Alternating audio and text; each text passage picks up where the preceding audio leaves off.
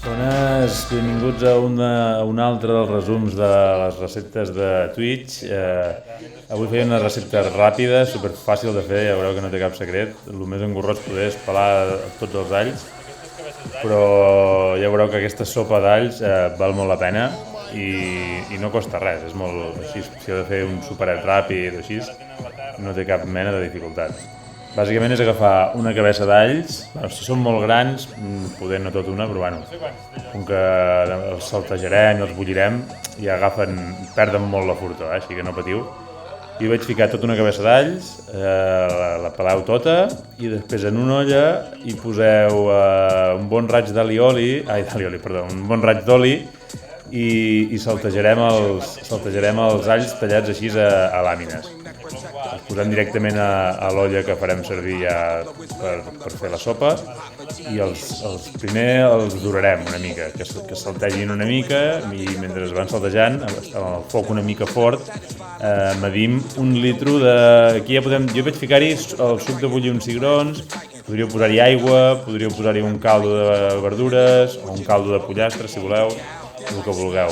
Així quan tingueu l'all dorat, afegim el litro de caldo o del que hagueu triat i després hi afegim, jo vaig afegir el fàbrega aquí, podríeu ficar-hi julivert o la vostra aromàtica que més us faci gràcia o que tingueu a mà, que li donarà gust. Això ho tindrem bullint uns 20 minuts, més o menys, una cosa així.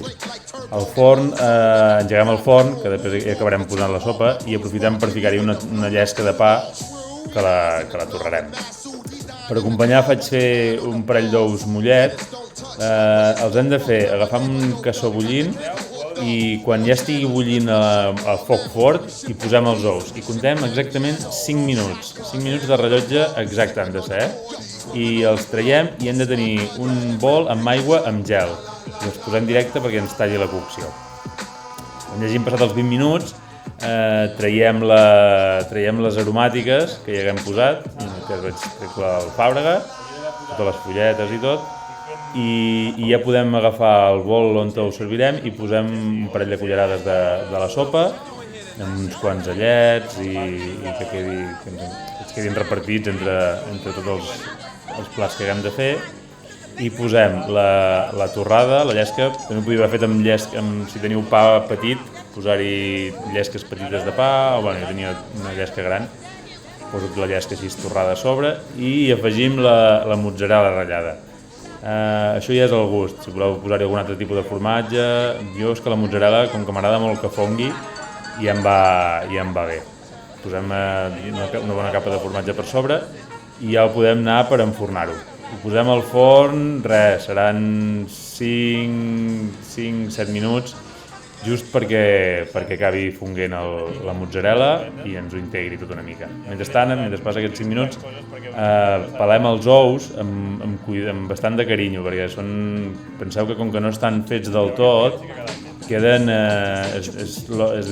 com molt gomosos, com una pilota de goma, veieu? Veieu que queda molt tovet. I clar, compteu que de dintre no està fet encara, de dintre el rovell encara és cru, que és el que busquem, que ens dongui el suquet del rovell un cop el partim.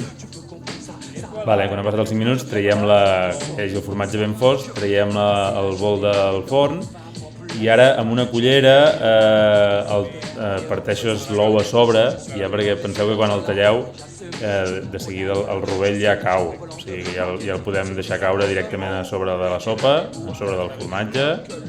Veieu que ha quedat així ben líquid i deixeu que caigui el rovell i acabeu de partir l'ou i el presentem així just a sobre la sopa i això ja ho tenim llest. Ja només queda servir-ho i disfrutar-ho. També si volguéssiu podíeu haver ficat els rovells sols, però així amb l'ou queda molt bé. Rai, us deixo d'aquí amb el tast.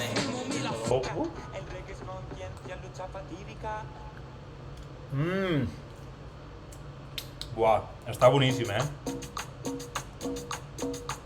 Que bona la sopa. I més ja Ja us dic que entre el pa, l'all, el gust fortet de l'all amb la sopa Jo que havia fet servir el suc de bullir els cigrons, encara hi donava un toc així a cigró de fondo, amb l'ou, i bueno, està molt i molt bona.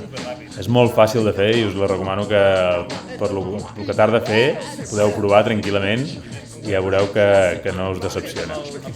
Bueno, gent, fins aquí la recepta d'avui, com sempre, el que dic sempre, merci per aguantar fins aquí i res, ens veiem a Twitch en el pròxim directe i no us oblideu de comentar, dir cosetes pel xat i xerrarem, la farem portar una estona i ja veureu que val la pena. Vinga, gent, una abraçada, xau, xau.